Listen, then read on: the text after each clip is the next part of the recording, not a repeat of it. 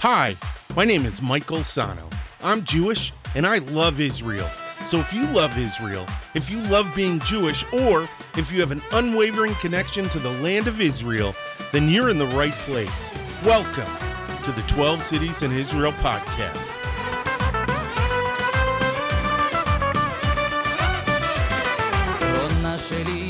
Shalom, shalom, shalom. Hey, what's going on? My name is Michael Sahno, and welcome to the 12 Cities in Israel podcast, the only positive podcast about the food, the people, the culture, and the history of the state of Israel.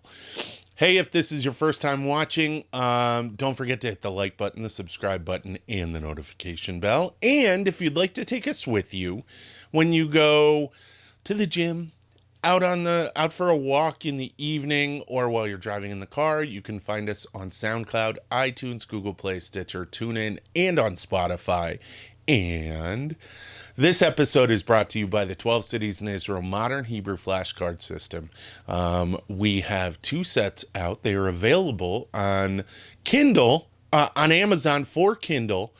And they are $9.99, and for Kindle Unlimited, they are free. So you can find them, again, on Amazon. And we have the Aleph Bet in both print and script, and we also have numbers in Hebrew. So check those out. I'll have more on that at the end of the episode.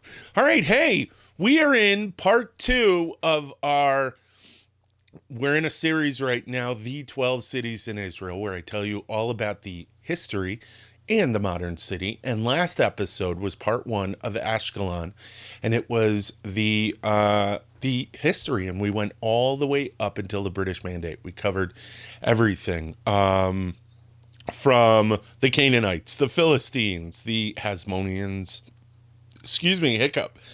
from my coffee, which I just sipped before, but I'm going to have another sip.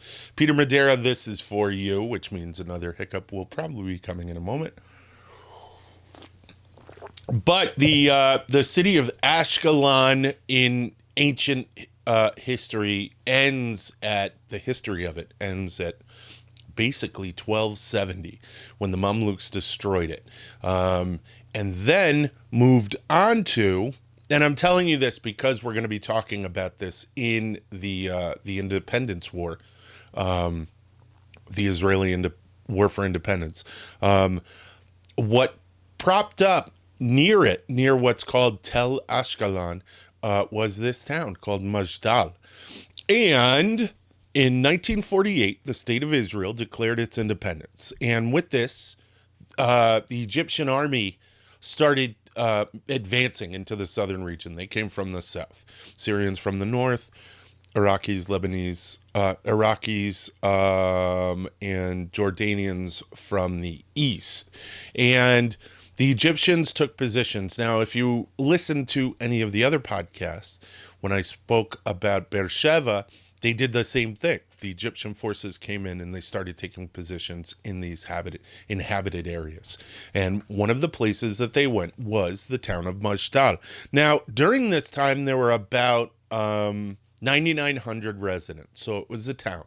And then the Israeli Air Force, the newly formed Israeli Air Force, started bombing and engaging in aerial raids against Egyptian positions in the region and in the town of Majdal.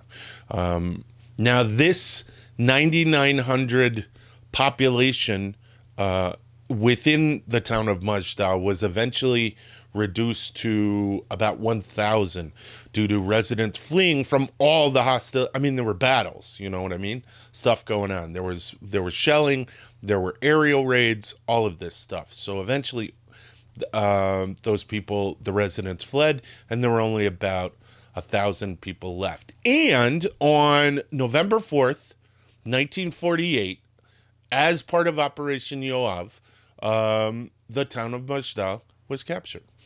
Now, some residents did return to this city, and the population rose to more than 2,500.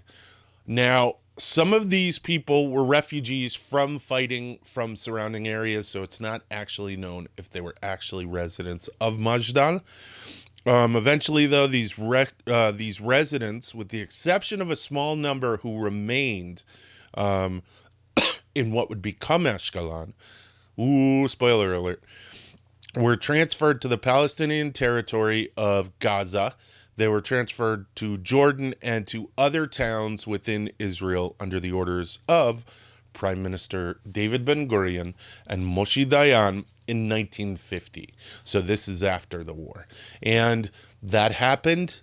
Was it right? Was it wrong? I don't know. I'm giving you information about I'm giving you historical information. I'm not moralizing that information. I'm just giving it to you. So that is what happened.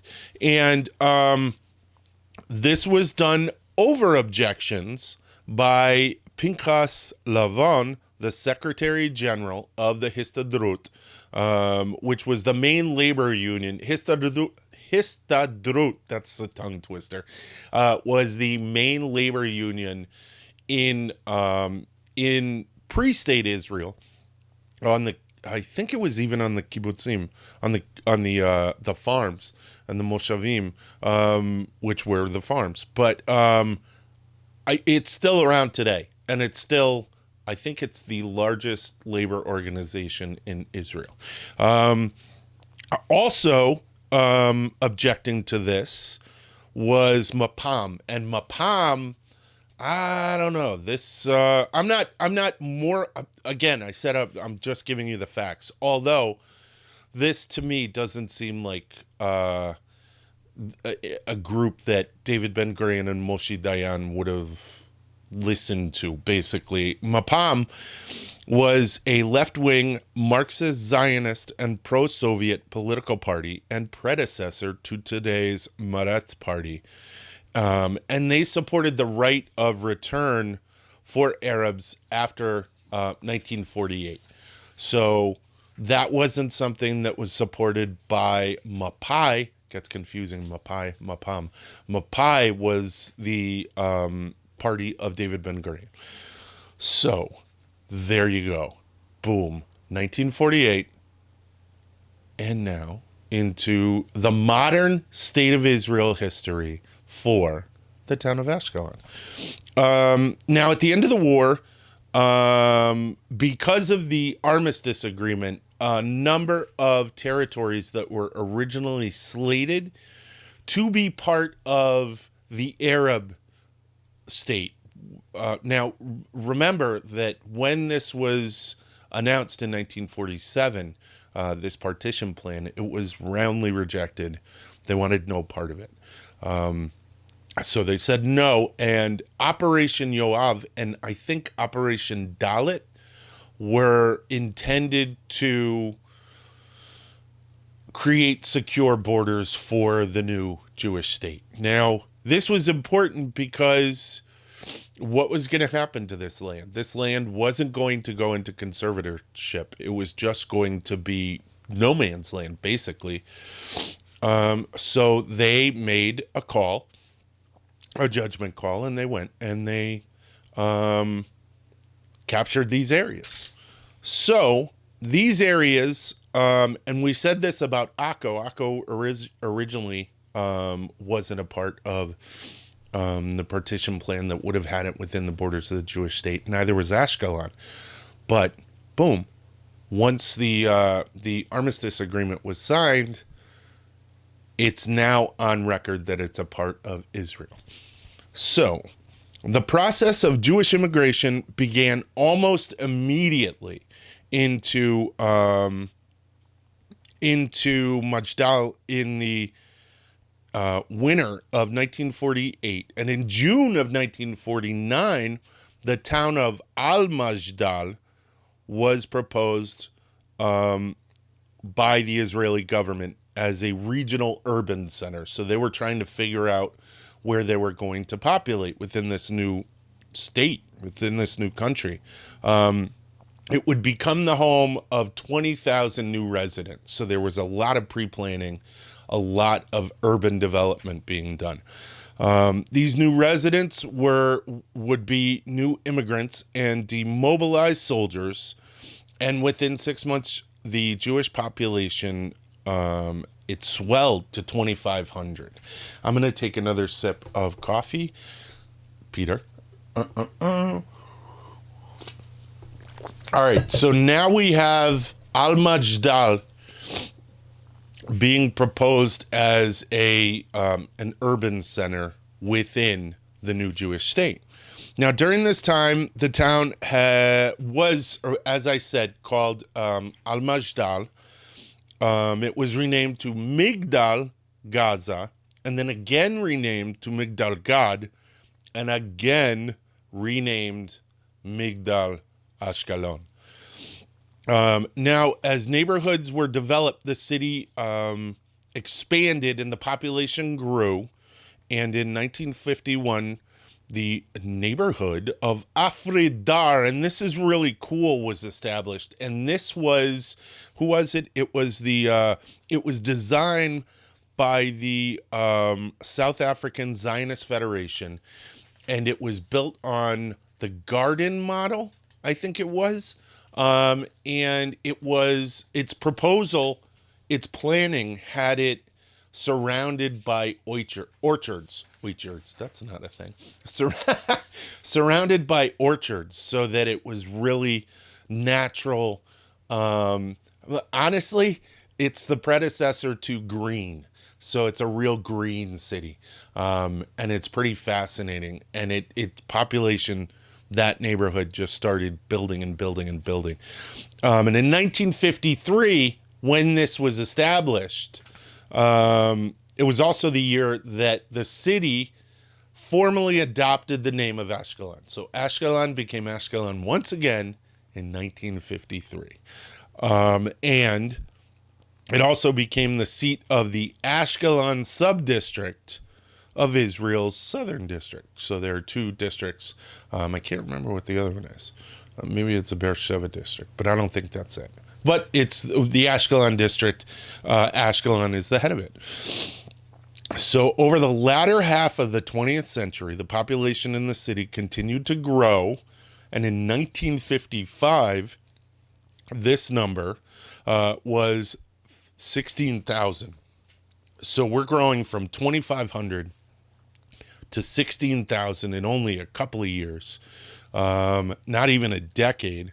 In 1961, it was 24,000. In 1972, 43,000. And in 1983, 53,000, until in 2005, when the population of Ashkelon reached more than 106,000. So this Ashkelon, well, it's by the ocean. Who wouldn't want to live there? And it's close to Ashdod, which is a port, and there are a lot of jobs there. But it's really just amazing how Ashkelon just keeps attracting new residents. And it's continuing to grow. So since the steady increase in population, Ashkelon has embraced its growth. And in December 2015, it proceeded with plans for 7 new neighborhoods. Whoa. And this project will bring 32,000 new housing units. And it will also, included in the project, is a plan for a new stretch of highway. And it will include 3 highway interchanges. And all of this development is estimated to bring Ashkelon to being the 6th largest city in Israel. That's phenomenal. That's amazing. That is the story of just a place that wants to continue its growth, a place that wants to continue to be attractive to new residents and continue to grow. It's pretty awesome. It's neat. And it's a beautiful city. It is amazing. So if you want to go there, this modern, beautiful city. There's a ton of things to see. One of them is Ashkelon National Park and the old Tel Beersheva, or not Tel Beersheva. Yeah, whoa, Freudian slip. Tel Ashkelon, the original inhabited area of Ashkelon, where the old city was, is a place. It's now a national park. And here you can see Byzantine, Crusader, and Roman ruins. And there's also, I'm pretty sure this is, yes, where the Canaanite dig is. And there's also, no lie, no BS, the largest dog cemetery in the world is in Tel Ashkelon. I said it. It's real. You can go there. Whoa. Yes. So if you are into history, if you are into touching the ground that others walked thousands of years ago, Ashkelon is definitely a place that you need to visit. There is, and because of that, Ashkelon Academic College is there. And it was established to give bachelor's degrees from Bar-Ilan University, and it was founded in 1967 as a branch of that university. And it's focused mainly on teaching accountancy and banking, so it's basically a business college. In 1988, the management was changed and the college began to expand its activity. Now, it is a regional college, and the reason I'm bringing this up, I'm kind of scanning through this information. I know that Harvard does their archaeology, I guess, what do you call them? Internships through this college, and that's pretty fascinating. And that you go, if you're in Harvard and you want to be an archaeologist, you will go to Ashkelon Academic College and work out of there to work on sites, I'm assuming, in the area, and it's pretty fantabulous. So also in Ashkelon is this one's interesting because, and I actually kind of should do an episode on this, and this is the Trans-Israel Pipeline. So apparently oil comes in from the Red Sea on tankers, and it goes to Eilat, and there is an oil pipeline that transfers through the Negev and goes to its eventual terminus in its end in Ashkelon.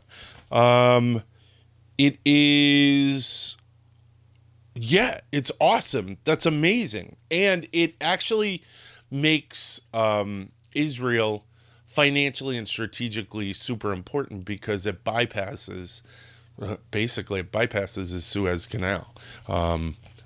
Also in Ashkelon, another strategically important thing is that's shared with other nations is the home to one of the desalination plants. Now, Israel gets a large number, and I have done an episode on this. Israel gets a large percentage of its water from desalination from the Mediterranean, and they've sold that ingenuity to other nations, and they are the forefront.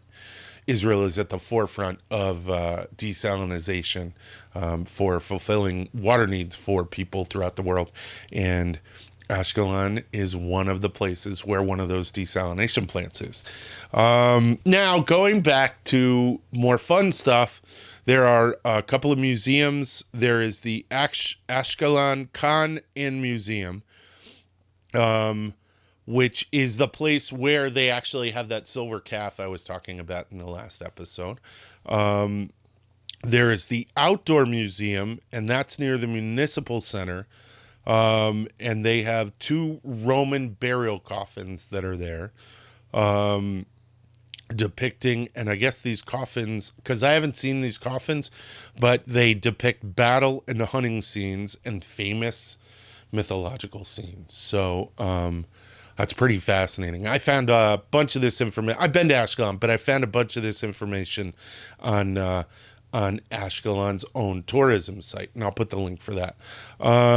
Another thing that you can see when you go to the waterfront at Ashkelon is the marina, and that is in between the Delilah and the Bar Kokhba beaches, which we're going to talk about in a minute.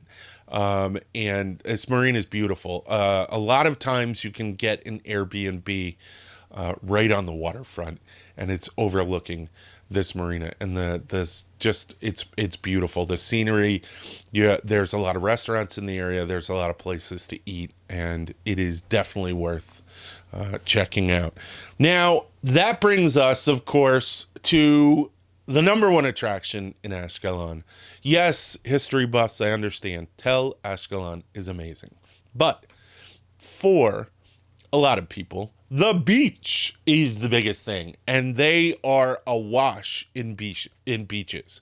So, Ashkelon National Park, and I'm going to read about these because there is, each of these beaches has something different to offer. Now, Ashkelon National Park has its own beach. It's called the Park Beach, and this is the only beach that does not have a breakwater. So what that means is that it is open to waves, open to the movements of the water. So you got to be careful, of course, but you can really feel the thrill of being out there in the Mediterranean.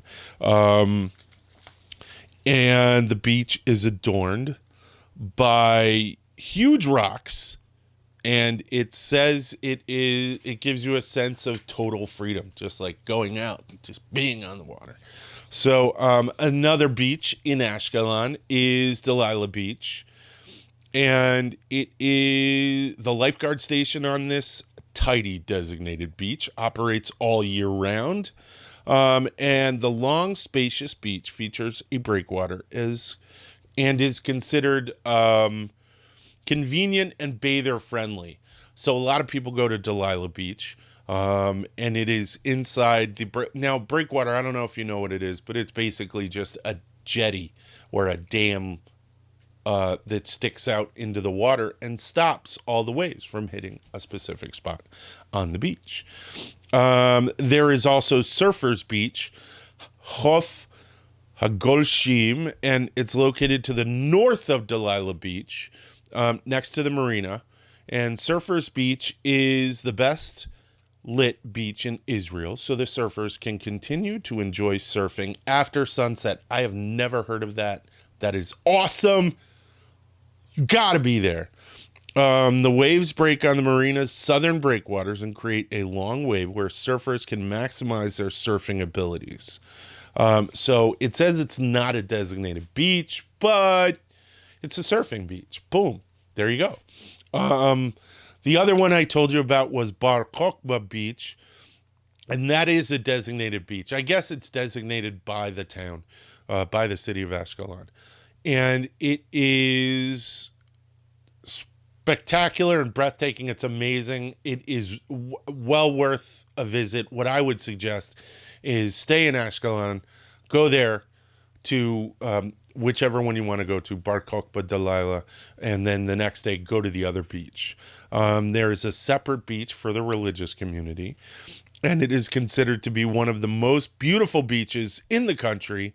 You can enjoy sports, games. It is especially clean and has new changing rooms. And there you go. It's supposed to be pretty great.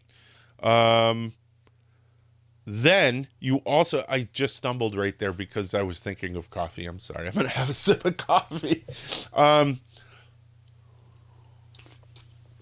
So I'm confused. I haven't been to Bar Kokhba Beach, and it is I'm wondering if it says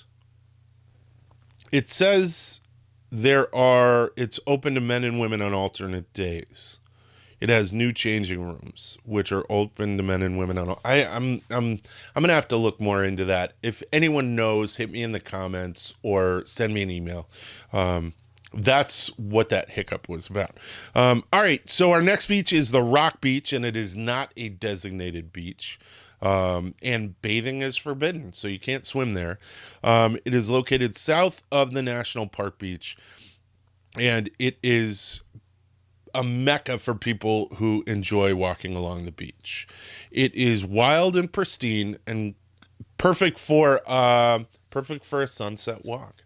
So that sounds awesome. And finally, the Seaside Promenade. And it is a beautiful promenade with trees, all maintained. All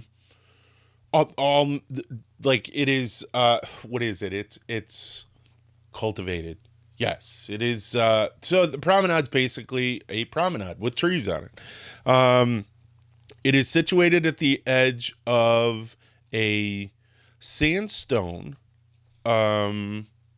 cliff, which is called a kerkar, which is specific to Israel, on the beach, which gives you an advantage of enjoying the magnificent view of the sea and the edge of the city. So some of these beaches you can go to, some of them you can't go to, or all of them you can go to. Some of them you can swim at, some of them you can't. There's a lot of food in Ashkelon. There's a lot of fun, different cultures coming together, different Jews from different parts of the world making Ashkelon their home. And that home is open to you, and that's pretty much it. All right. I hope you enjoyed this episode. The modern city of Ashkelon is a beach city. So if you want to go to the beach, go to Ashkelon. All right. Hey, that's it. Hey, if you like this video, hit the like button and the subscribe button and the notification bell. And if you want to take us with you, as I said before, you can find us on SoundCloud, iTunes, Google Play, Stitcher, TuneIn, and on Spotify. I told you in the beginning that this episode is sponsored by the 12 Cities in Israel Modern Hebrew Flashcards. Again, I think I also mentioned, I don't know if I did or not, the newest set is out, Numbers in Hebrew. It's available on Amazon for Kindle. Our other set, the Aleph Bet set, has print and script, so you can learn both Aleph Bets. So you can learn to read it in its formal setting, and you can learn to write it with the script. Check it out. It is amazing. They are fun to make. A new one, I'm working on a new one, which will be the body and clothing. I like making these. I like bringing these to you. Learning Hebrew is the best way to get close to Israel. And you can do that with the 12 Cities in Israel Modern Hebrew flashcards. All right, guys. That's it. Toda rabah. להתראות ויאללה ביי. והיא איננה גם שרחוקה היא ממני זיכרונה עולה שוב בליבי הלילה איך אותה רציתי כל חיי ידי בידה ולאור ירח עוד יאיר לי כוחה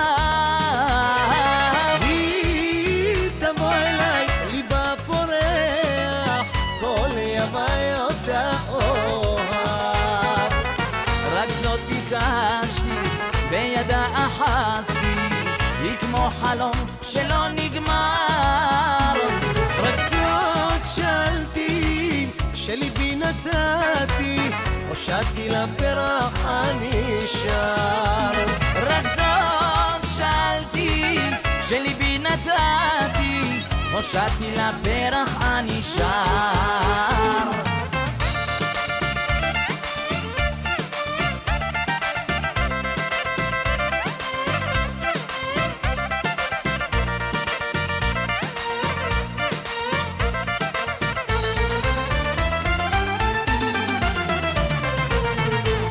ציפור נודדת מחפשת מולדת